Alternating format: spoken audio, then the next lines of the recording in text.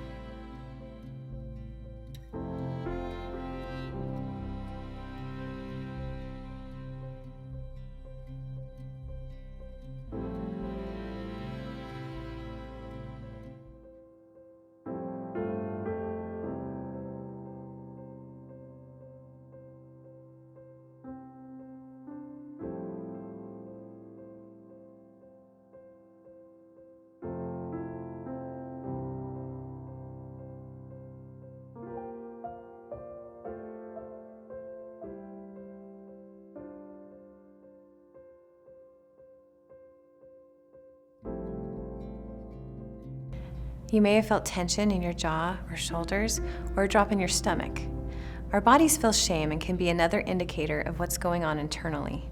When we feel shame physically, we can say, oh, my body is feeling this. My shame may be coming up. Some examples may include feeling nauseous, having an upset stomach, face flushing, sweating, shaking, tension, anxiety, and panic. Take a moment to mark on your diagram or on your piece of paper how your body feels when you're experiencing shame.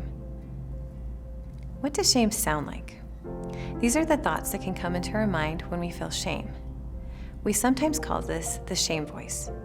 Examples include, I'm not enough. I'm unworthy of love. I should be more. I should be less. I should be more successful. I am not important. I'm incompetent, I'm helpless.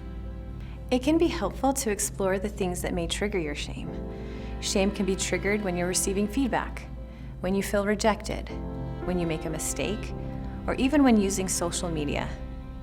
It can also be triggered by feeling pleasure, success, or happiness. These are normal life experiences that can trigger shame. Being aware of this can empower you to step back and challenge what's happening. We can all experience shame in these different ways, so it's important to begin noticing them. Knowing what your personal shame experience is like can help you recognize that you are feeling shame. Acknowledgement of shame is the first step to challenging it.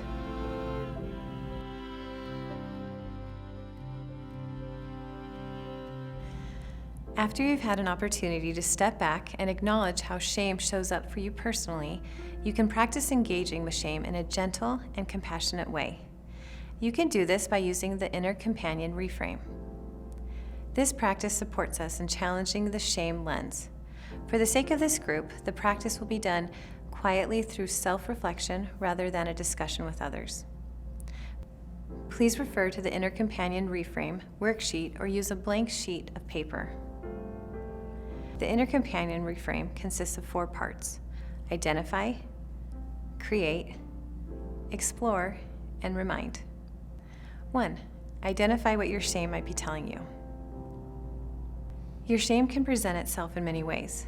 One way can be thoughts. Thoughts like I'm broken, no one likes me, or I am unlovable. As these thoughts come up, they may bring with them sensations in your body, all of which can influence you to act a certain way when feeling shame. Notice these experiences when you have them and identify them as your shame voice. Take a moment to identify and fill out number 1 on the worksheet or write it down on your paper. 2. Create in your mind a kind and loving inner companion. As you identify your shame voice, recognize that shame can be a misleading representation of who you are. Shame is a lens through which you see the world that has been learned and reinforced over time. This lens can be changed and replaced. You can begin to make a new lens by creating a kind and loving inner companion in your mind. A companion who offers understanding and shares encouraging words of comfort. Your inner companion may be words, a presence, an image, a figure, or a belief. Take a moment to create in your mind a loving and kind inner companion. If you don't believe you're ready to practice using your inner companion, that's okay. Just keep believing in the possibility of a different, kinder lens. 3. Explore what your inner companion would say to you. Much like what you would tell a friend when comforting them, your inner companion shows kindness and love to you when you feel the pain that arises from experiencing shame. Your inner companion may say things like, each person has their own unique beauty. You are enough. It's okay to feel this way. You have so much to offer. Take a moment to explore what your inner companion would say to you. Again, if you don't feel ready to hear the words offered to you by your inner companion, continue to write possible phrases that you would share with a suffering friend. 4. Remind yourself of what your inner companion might say when you notice shame taking over your thoughts, body sensations, or behaviors. When you notice that you are looking through a lens of shame, go back to the words your inner companion might say to you.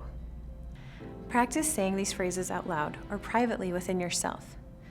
As you continue to allow your inner companion to share kind and loving phrases with you, you are challenging the shame lens by providing other possibilities of how to see yourself in the world. Every time you challenge shame by reframing what you are telling yourself, the inner companion's voice will become stronger within you.